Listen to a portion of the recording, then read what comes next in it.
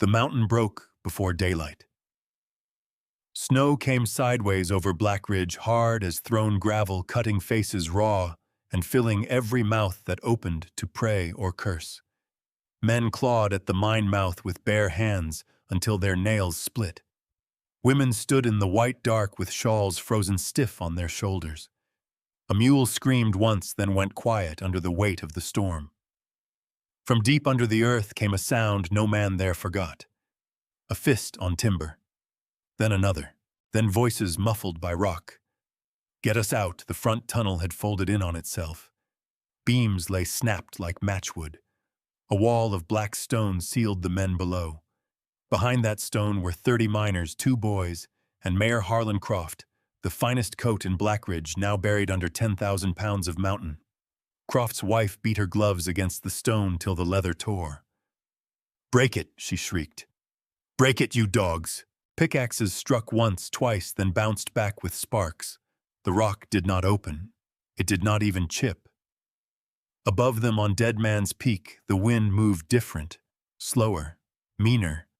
It crawled over iron teeth and frozen wheels. Nora Vance stood beside a machine no one in Black Ridge had ever seen. Her skirt snapped against her legs. Snow gathered in the dark hollows under her eyes. She bent, set both hands on a great gear, and tightened it one last turn. Silas Thorne watched the mine below. "They'll be dead by sundown," he said. Nora did not look down. Not if iron bites first. 6 months before she had come to Black Ridge in a dress that had once belonged in a parlor and now hung from her like a sack. The stage left her in the street at noon. Summer mud sucked at her shoes. Her trunk hit the ground and burst open, spilling books, brass tools, and one cracked photograph into the horse filth. Men laughed from the boardwalk. Nora knelt and gathered the books first. Her fingers moved quick, but the mud had already taken the pages. Gear diagrams, pump sketches, notes written small in a woman's hand. Mayor Harlan Croft stepped out of the assay office, silver-headed cane tapping the planks. He was broad in the belly and clean in the nails. His hat cost more than most men's horses. "So this is Vance's girl," he said. Nora stood with mud on both knees. "My father owned shares in this mine. Your father drank away what he owned. He wrote me different." Croft smiled at the men around him.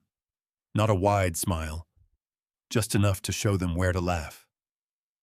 Paper burns. Debt stays. He came down from the boardwalk and stopped close enough that Nora could smell cigar smoke trapped in his beard.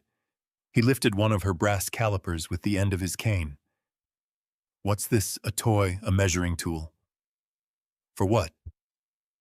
"Marrying a bolt." The men laughed harder. Nora reached for it.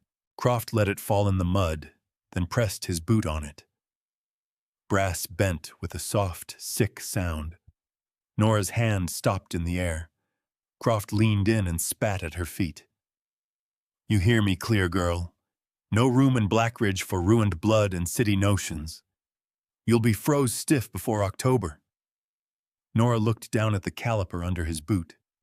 The metal had bowed, but had not snapped. "I need my father's cabin. You need a grave dug cheap." A woman on the boardwalk turned her face away. A boy stopped laughing when Nora picked up the bent tool and wiped it once on her sleeve. Croft's cane tapped her trunk. "Take that trash and crawl somewhere else." The stage driver would not meet her eyes. The horses pulled off. Mud filled the tracks behind them. One by one, doors shut along the street. The butcher closed his shutters. The mercantile man pulled in his flour sacks. Even the church bell rope swung loose in the wind, knocking soft against the whitewashed wall like a finger on bone. Nora stood in the street with her broken trunk, her dead father's papers, and no place in town that would sell her bread. Then thunder rolled above Black Ridge, not sky thunder, mountain thunder. Far up on Dead Man's Peak, hidden by pines and stone, something old and iron shifted in the dark, and Nora Vance lifted her eyes toward the sound, like she had heard her own name called from the grave. By sundown, Black Ridge had learned how to starve a woman without lifting a hand. The mercantile had flour stacked to the rafters, but Mr. Bell shut his ledger when Nora stepped in. Credits closed. I have coin. Not for you. At the butcher's, 2 sides of beef hung from hooks, sweet with flies and salt. The butcher kept wiping the same knife on the same rag. Meats spoken for. All of it. He looked past her shoulder. All of it. At the bakery, the woman behind the counter slid 3 loaves into a sack for a miner's wife, then turned the sign in the window before Nora's hand touched the latch. Closed. The town watched her carry her broken trunk from door to door.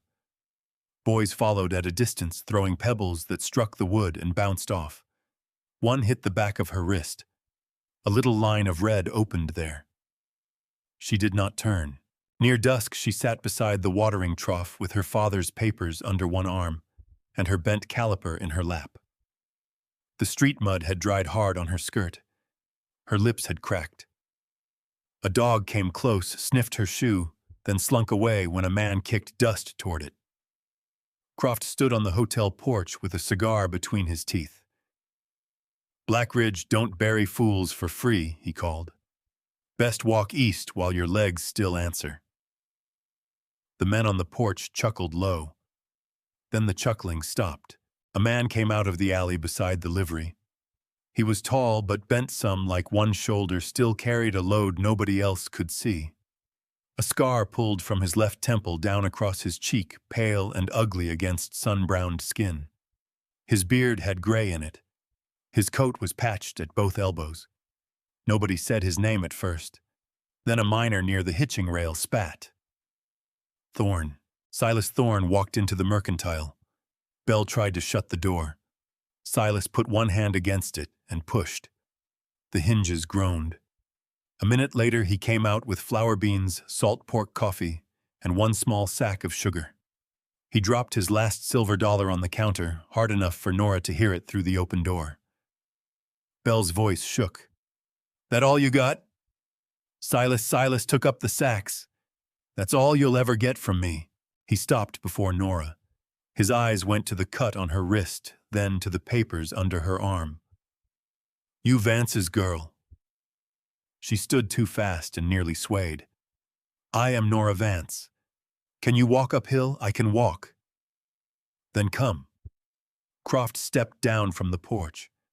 "You take her up Dead Man's Peak, she'll die twice. Once from cold, once from your company." Silas did not look back. A man by the rail laughed sharp. "Ask him how his crew died, Miss Vance. Ask him why he came out when better men stayed under." Nora turned toward Silas then. His jaw locked. The sacks creaked in his fists. She waited for him to speak. He did not. So she picked up her trunk with both hands. "Lead on." Dead Man's Peak rose black above the last roofs of town. The trail was narrow cut with loose stone and old roots. Pines leaned close. Far below, Blackridge shrank into lantern dots and chimney smoke. The smell of coal faded. Wet bark and cold spring water took its place. Silas's cabin stood against a stone shelf, rough-built and lonely. A water pipe ran from the creek above down along the rock and into a barrel by the door. Beside the shed lay split pine stacked waist-high. For 3 days, they had food, water, and fire. On the 4th morning, the barrel was empty. Silas followed the pipe up the slope and found it smashed open with a hammer. Iron teeth marks scarred the break. Mud swallowed the spilled water. At the shed, the woodpile had been hacked to splinters and soaked with lamp oil. Nora stood in the yard holding one blackened stick. Below them, small figures moved on the trail. Croft's men did not climb all the way up. They only watched long enough to see the ruin, then rode back, laughing. Silas kicked the broken pipe. Blood showed through the old leather of his boot, where the jagged edge bit him. "They aim to make you beg." Nora crouched beside the pipe. He waited for the sound most folks made when the last door closed. It never came. She picked up a bent length of iron rusted red, with Silas's blood wet along one edge. She held it against the slope, then looked to the creek above, then down toward the cabin. "How much fall from that bend to your barrel?" Silas stared at her. "What?" She wiped mud off the pipe with her thumb. "Water runs downhill whether Croft gives it leave or not." Nora did not ask Silas for comfort. She asked for rope, a file, and every busted nail he had saved in old coffee tins. By the next morning, she had the broken pipe laid across 2 stumps. She cut away the split mouth, hammered the bent iron round over a fence post, and sealed the seam with pine pitch rag and wire. Her hands blistered before noon. By dark, 2 blisters had torn open, leaving the file handle slick. Silas brought water in buckets from the creek and watched her measure the slope with a cord, a stone, and her bent caliper. "That thing's ruined," he said. Nora held the brass arms up to the light. "So am I by Black Ridge measure." She marked the pipe and kept working. 3 days later, water struck the barrel with a hard, clean splash. Silas stood beside it, hat in hand. The sound filled the yard, steady and plain. Nora only tightened the last binding with her teeth, spat pine pitch from her lip, and said, "Now the fire." All through fall, Blackridge threw away its bones. Croft's mine cast off cracked gears, snapped cable, bent drill rods, bow-busted hinge plates, warped boiler rings, and iron teeth worn smooth by stone. The men dumped it over the lower ridge where the ravens picked at lunch scraps and the creek ran orange with rust. When Silas went hunting, Nora climbed down with a sack and came back bent double under metal. She dragged iron in rain. She dragged iron under frost. She dragged iron with her palms wrapped in flour sacks when the cold began to bite through skin. Silas found the first hidden pile beneath a canvas behind the shed. Planning to build a railroad, a way to stop begging. He looked at the heap. "That gear's cracked, only on the outside. That cable's near dead. Then it will pull like a dying mule." He gave a short breath through his nose. It was not a laugh yet, but it had some kin to one. By October, the cabin changed. A second wall of stone rose against the north side, packed with mud and clay. The stovepipe ran through a coil Nora forged from scrap, carrying heat under the sleeping boards before it climbed outside. The water barrel fed a hand pump she had built from a cut drill rod and leather seals shaved from Silas's old saddle. Behind the cabin, under a lean-to blackened with smoke, she made a forge. The first night it lit the mountainside, glowed red through the pines. Silas came back with a deer over his shoulders and stopped at the tree line. Sparks leapt from the chimney hole. Nora stood at the anvil stump sleeves, rolled hair tied with wire hammer rising and falling. Clang, clang, clang. No hymn ever carried that far on Dead Man's Peak. A week later, Croft's riders came up to count the dead. There were 4 of them. Thick men with rifles across their laps. Snow had not fallen yet, but the air had teeth. They expected a cold cabin, a starved horse, maybe a shallow grave. They found smoke. They found split wood stacked higher than a man. They found water running full into the barrel, then through a trough, then down into a hidden wheel that turned slow and strong beneath a roof of stone. One rider stepped off his horse. The cabin door opened. Warm air rolled out, smelling of coffee, pine, hot iron, and beans. Nora stood in the doorway with a hammer in one hand. Silas stood behind her rifle, low eyes flat as creek stone. The rider stared at the iron wheel turning in the water. "Where'd you get that?" Nora looked past him toward the valley. "Your trash heap." No one spoke. The rider's horse stamped and blew steam. From below came the far whistle of Croft's mine. From above came a darker sound. Wind. The first snowflakes fell thick and black with coal dust 1 month early, landing on the rider's sleeves like ash from a burned house. Nora looked up at the sky, then back at the wheel. It was turning too slow for what was coming. By midwinter, Blackridge was gone under white. Not covered, swallowed. Snow packed against doors till men had to climb from windows with shovels tied to their backs. Chimneys coughed black smoke into wind that tore it flat. The church bell froze in its frame. Horses stood in barns with ice in their manes, knocking their teeth against wood. On Dead Man's Peak, Nora had not slept through a full night in 6 weeks. The water wheel thumped under its stone roof. The forge breathed low behind the cabin. Sheets of iron leaned against the wall, marked with chalk, scratched with numbers, drilled through, and bolted into shapes Silas did not name. He stopped asking. Then the mountain cracked. The sound came up through the floorboards before it came through the air. A deep rolling break like the earth had turned in its grave. Nora's cup jumped on the table. Coffee ran over the rim. Silas was at the window before the second crack. Down below, lanterns ran through the storm. Not swung. Ran. Tiny yellow lights jerked and vanished and came back, all headed for the mine. Nora stood behind him, one hand on the back of the chair. Her fingers left pale marks in the wood. The south shaft, Silas said. How deep? Deep enough. He pulled his coat from the peg. Nora moved toward the door. No, he did not look at her. He took down his pick, then the coil of rope, then the old mine map kept folded inside a tin box. They'll dig wrong. Let them. His hand stopped on the latch.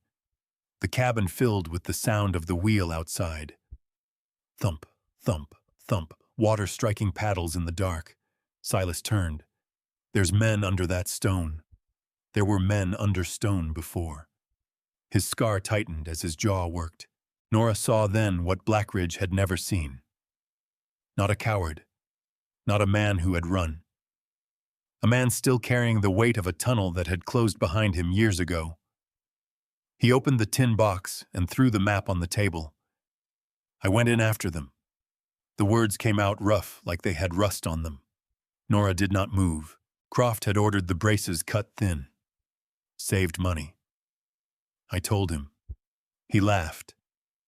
Shaft caved 2 days later. I crawled in after the first fall. Got 3 out. Went back for Pike and the Carter boys. Roof came down again.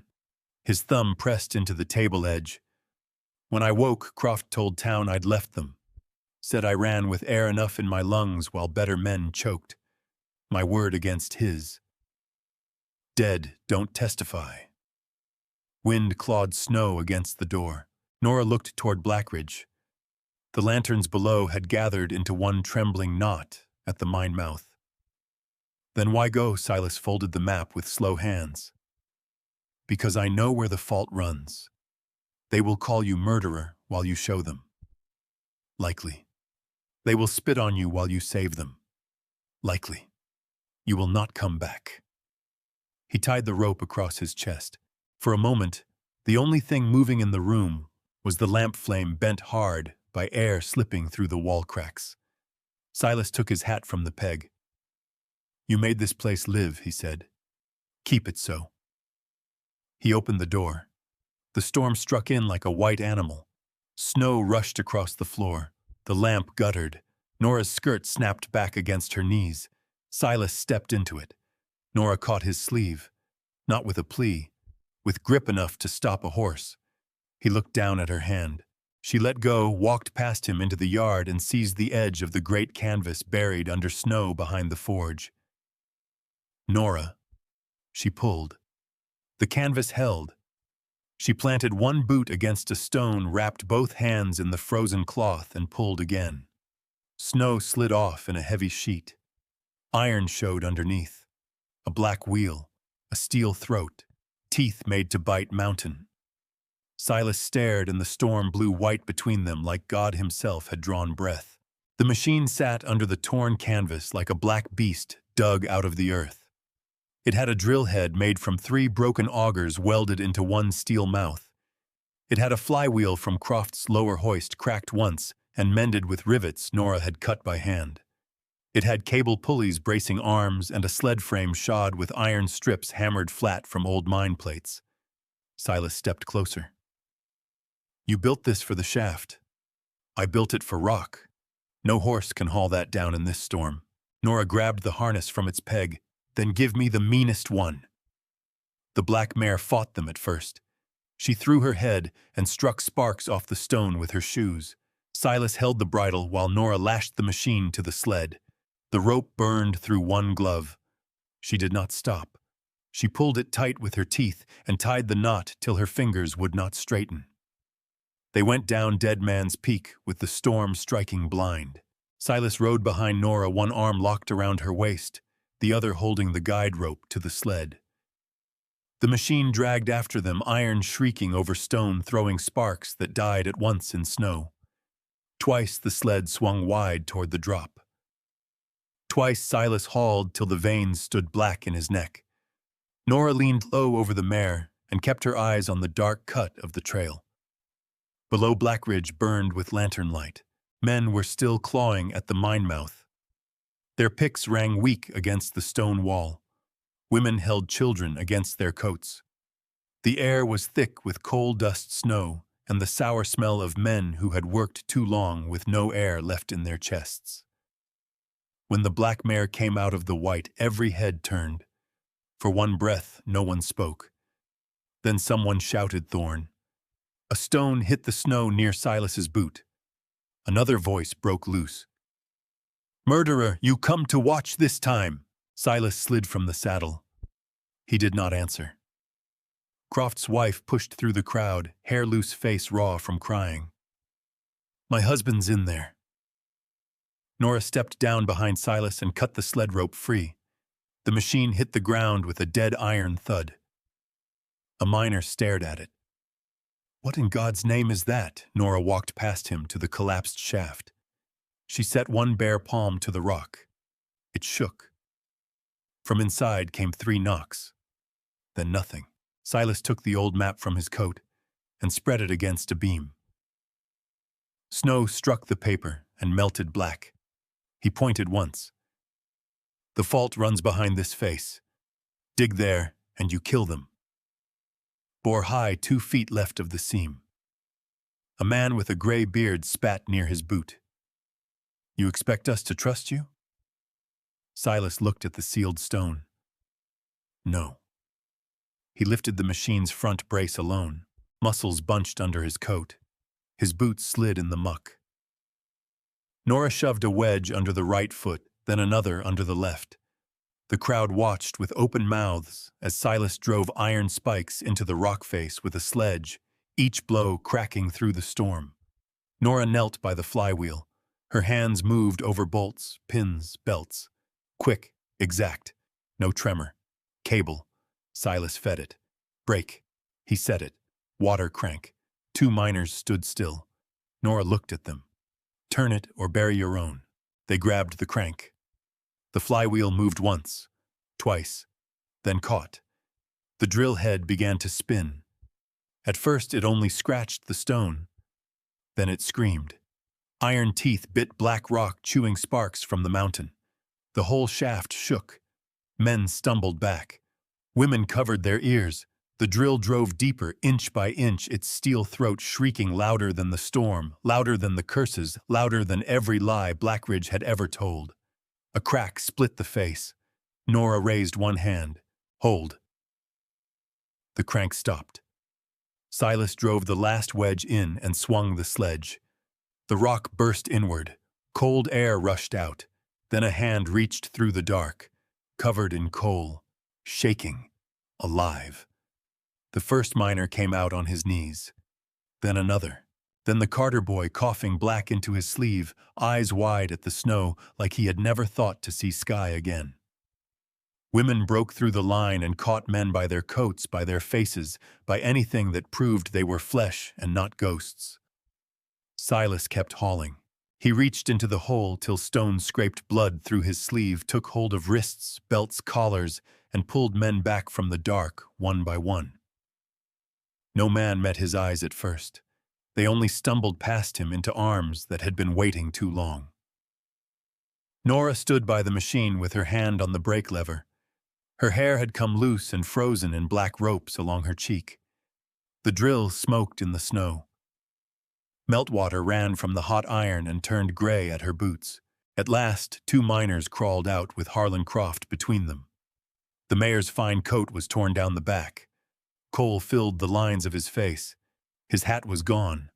One boot had been lost below. He dropped into the snow and stayed there on all fours, sucking air like a whipped mule. No one laughed. Croft lifted his head.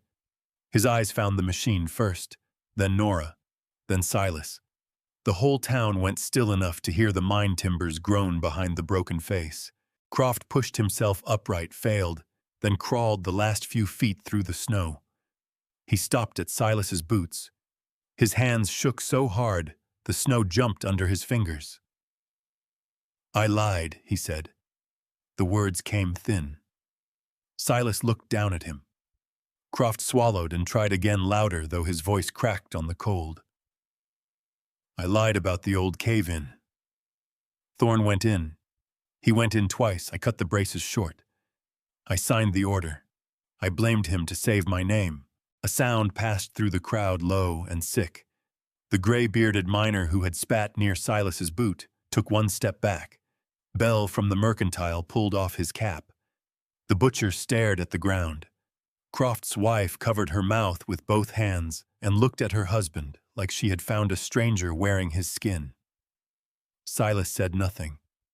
Snow gathered on his shoulders. Blood ran from his sleeve and dropped from his fingertips, one red mark after another on the white ground. Croft turned then to Nora. "Miss Vance." He reached for her hem but stopped short when her boot shifted. "You saved us. You saved me. Name your price." "Half my shares. The North claim. Your father's cabin. The mine books. All of it. I'll sign tonight.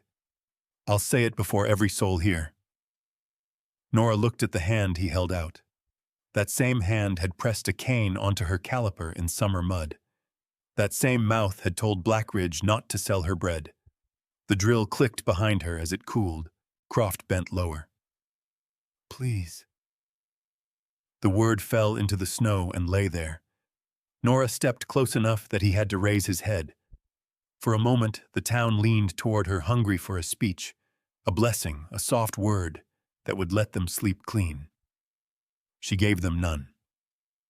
She reached into her coat pocket and drew out the bent brass caliper. The arms were scarred, bowed dark from use, but they opened and closed true. She held it where Croft could see. Then she shut it with one sharp snap. Silas moved beside her. Nora turned, took his wounded hand, and walked to the black mare. Nora, Croft called. "Don't leave like this." She set one foot in the stirrup. Croft's voice broke loose behind them. "We need you." Nora looked once at Blackridge, the shut doors, the porch rail, the mine mouth, the men who had watched hunger work, and called it order. Then she swung into the saddle behind Silas. The mare climbed into the storm. No one followed. Below, Harlan Croft knelt bareheaded in the snow, offering a town, a mine, and a crown to two